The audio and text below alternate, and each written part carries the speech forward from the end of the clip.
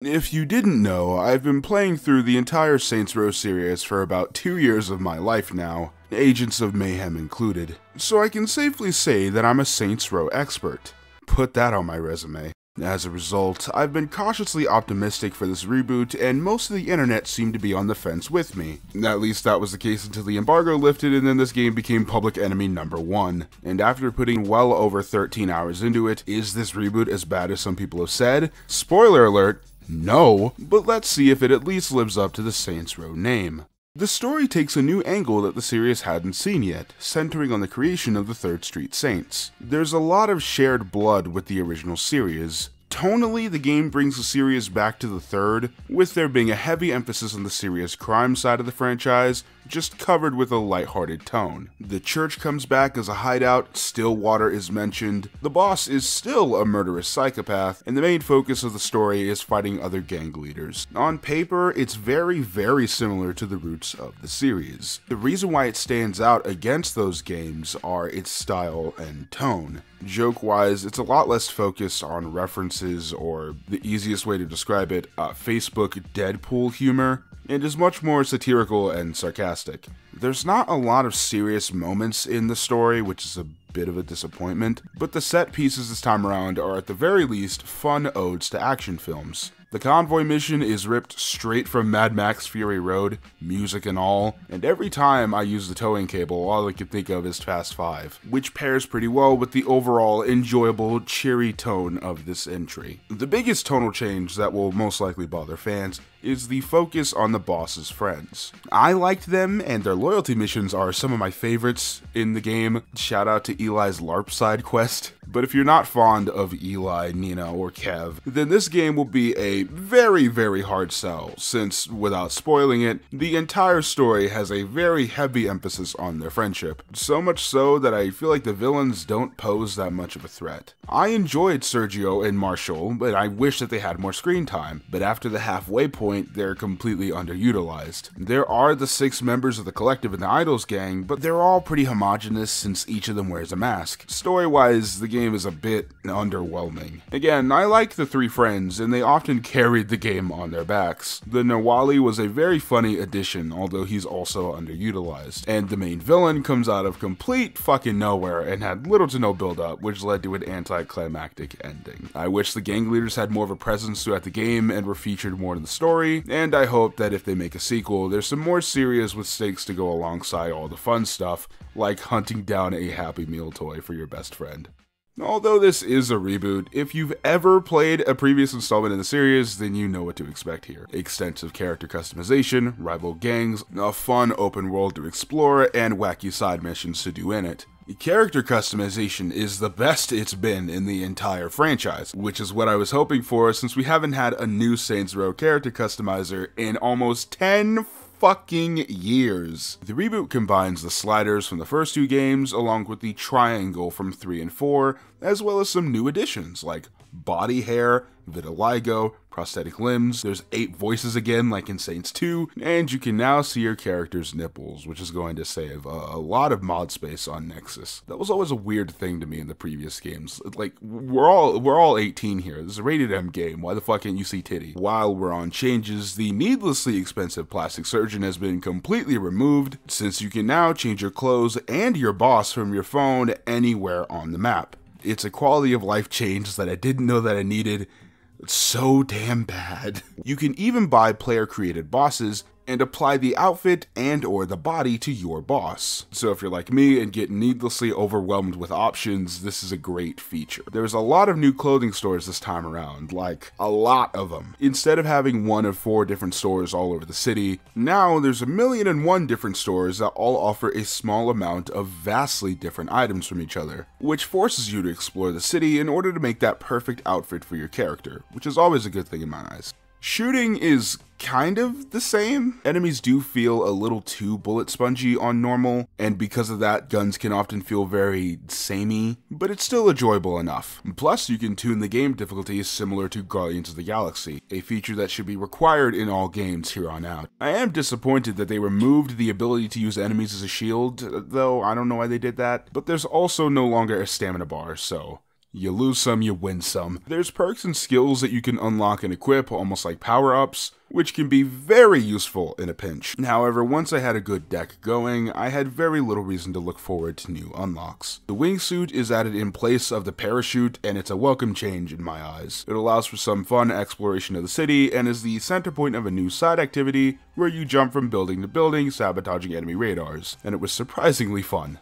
Driving will definitely be the most divisive part of this game. On one hand, the ability to sideswipe and ride on top of the roof make driving missions a lot less tedious. The cars are also very lightweight, I'm assuming to accompany the air tricks as well as the drifting. You can do 360 turns and barrel rolls in your cars, which is hilarious, and if that's a bit too goofy for you in your Saints Row game, you can easily just readjust in midair in order to prevent crashing. There's also signature abilities, which is mostly the wrecking ball. And dude, drifting is so fucking awesome in this game. It's so fun to just drift for long periods of time. On the other hand, because the cars are so light, it feels like they fly off too easily. Physics can often go wonky when they shouldn't, which makes some missions an absolute headache, and crashing into stuff doesn't have the oomph that you'd expect.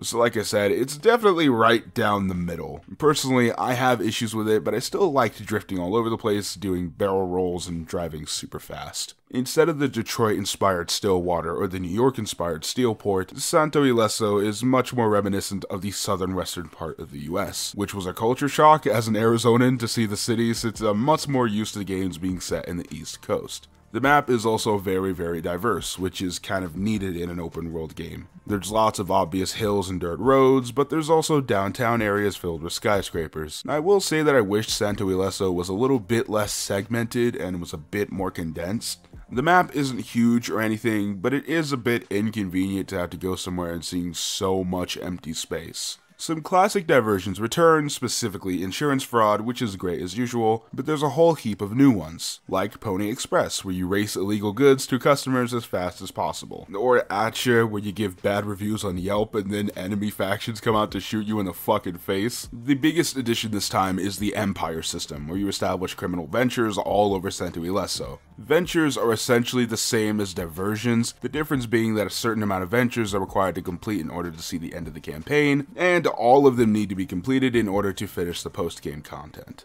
I like this system a lot more than I thought I would. They keep the open world varied while still not overstaying their welcome. Save for the Bright Future one, where you transport the toxic barrels. There's way too damn many of those missions. I will say that I wish some underrated side content from previous games returned, like Fuzz, or especially Mayhem is not a mission. But honestly, Saints Row has like a revolving door when it comes to diversions and side activities, so I'm not surprised that some of this stuff got the chop. I played through this entire game on an original launch Xbox One, and I was fucking surprised by the performance. Yes, there's dithering, pop-in, excessive boot-up times, and frame rate drops. But for a cross-gen game releasing 2 years after the current-gen console's launch, this release holds up surprisingly well. If you told me that this game was running on the weakest hardware, I wouldn't fucking believe you. Although I will say that this game was too buggy for having paid $60. In my experience playing the game, it's no worse than any other rushed AAA game that's released in recent memory. Regardless of that, it's very obvious that Saints Row needed a lot more work in the QA department. The game can often get stuck when you're moving too fast through menus for some reason. It usually fixed itself during the first 5 or so hours of the game, but after that it just freezes entirely, forcing me to close the game completely and then go back in. The issues usually wouldn't happen in the same place, and they weren't so frequent that it was bothersome, and I never lost any progress, at least not due to the game itself. Because, on top of bugs, my original Xbox One was constantly turning off in the middle of play sessions. Yay! Some issues have already been patched out, like one mission pretty far in the game where you and Nina are trying to protect gang members from the cops after a heist, and the cops would always get stuck on the freeway out of range of weapons. So frustrating. That's no longer an issue, it's been fixed. All of this stuff can probably be patched out pretty soon, but that in and of itself is bad PR that is bleeding everywhere for this fucking thing. And it doesn't help for a buggy game to have a season pass at launch. As I get older and play more and more games, I don't mind DLC as much as I used to. Oftentimes expansions can be almost as good as the base game and offer a lot of fun, but it depends on the type. because there's still a fair share of money-hungry bullshit happening from publishers. And while we don't know anything about what the Season Pass will entail, it's just not good PR to have this, frankly, bad of a launch and expect players to cough up $60 and then some. Speaking of which, I should also talk about the cynicism regarding this game recently. Outside of simple positive or negative reviews, the discourse surrounding this game has been downright vitriolic. I've even seen people say that this game is objectively bad, or even more patronizing, that it's fine if you like it, but that just means that you don't think critically about games. Everyone, boo this nigga! Newsflash, you can dislike the direction that a franchise is going without that thing being the worst game on planet Earth. I've played actual bad games. Ones that make me want to peel my skin off and get a hug from the Lemonhead mascot. A bad game is a forgettable one that makes you suffer, whether it be out of boredom, hatred, or a mix of the two. And if this reboot bored you, then fine. Fair enough. If it's your least favorite game of the year, cool. I don't give a shit. But I don't know, there's something so hyperbolic about calling this one of the worst games in recent memory. This is fine at worst. It's not so much people not liking the game. Conflicting opinions don't bother me. It's more so that nobody learned a damn thing from The Last Jedi, Cyberpunk 2077, Resi 3 Make. These things always happen, and it seems like even well-intentioned people get caught up in the storm and given to the hyperbolic bullshit. It's even worse when actual bigots use their opinions as a sort of validation,